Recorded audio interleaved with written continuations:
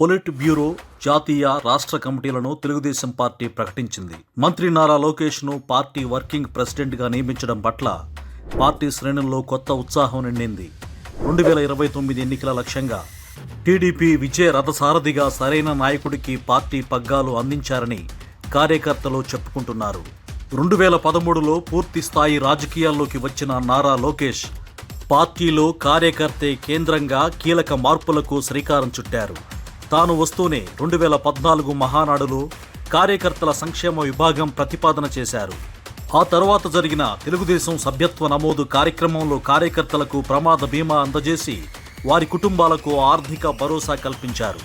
తన వినూత్న ఆలోచనలతో పార్టీకి ఫ్రెష్ లుక్ తేవడంతో పాటు కష్టపడి పనిచేసే సామాన్య కార్యకర్తలను గుర్తించే ప్రత్యేక వ్యవస్థ ఏర్పాటు చేశారు. కార్యకర్తలకు అన్ని వేళలా అందుబాటులో ఉంటూ ఏ కష్టం వచ్చినా ఆదుకుంటూ ఏ వివాదం వచ్చినా పరిష్కరిస్తూ కార్యకర్తల పెన్నిధిగా ఆపద్బాంధవుడిగా టీడీపీ శ్రేణుల్లో పేరుపడ్డారు.